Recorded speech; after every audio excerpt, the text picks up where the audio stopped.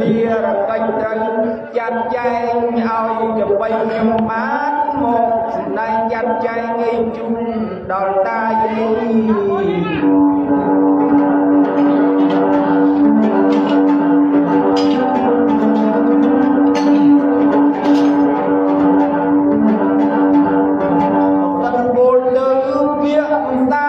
ខុសកៃខាតរៀបសំដីខុសកៃត្រូវមិនអាចមិនអាចសូមមានមេត្តាលោកអធិស្ឋាន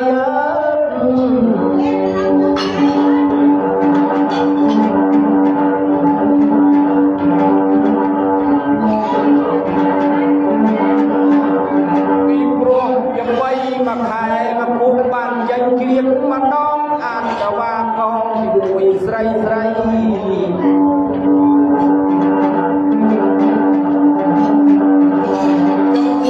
រៀបរាប់ពីឆ្នាំថ្មីអ្នកដើម្បីធ្វើបទនមស្ការទី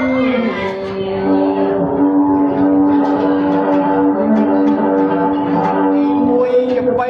លើកហាត់ពួចបង្គំដល់ព្រះពុទ្ធព្រះអង្គជាធំទាំងបទព្រះសំថ្លៃសាវកអង្គព្រះសម្ពុទ្ធជាសាវកអង្គបច្ចនស្រី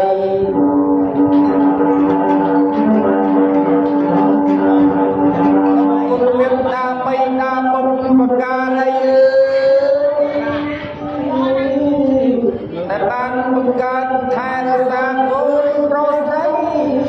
អ្នកដើម្បីសូមរំលឹកគុណណា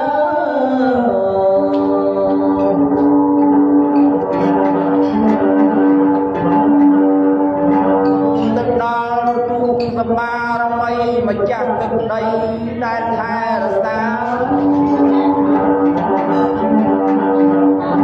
មួយវត្តដែរអង្គប្តីអវះកាយវត្តដ៏អស្ចារ្យយ៉ាងមិនខ្ញុំបកករណាគុំសូមក្រាបថ្វាយគុំម្ចាស់អត្តកាលោកឪបីមានបជនចាស់ប៉ុន្តែតែខំណៃណាស់បានបណ្ដុះបណ្ដាលឲ្យពីខុសសំចាងក្រៃឲ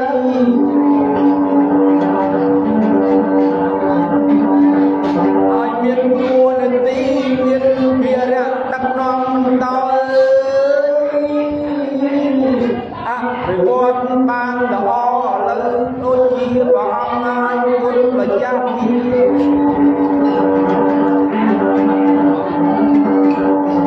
ចាំអូនហើយព្រះអង្គពុំមានមនីទឹកជុំទាំងថ្ងៃ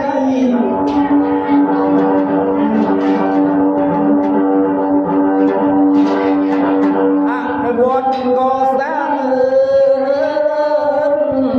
យ៉ាបាស់មាត់ពួកអង្គក្តីត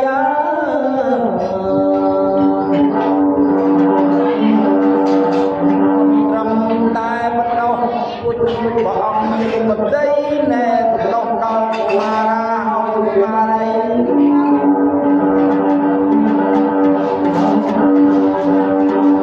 ដើម្បីនាំសហការជួយជាមួយនឹងលោកសាលាឲ្យមានពុទ្ធបាលមានអនាម័យរៀបចំទីកន្លែងជំសុខភាពកិច្ចតម្រឹងសូមជម្រាបយកទៅនឹងដោយខ្លីៗព្រ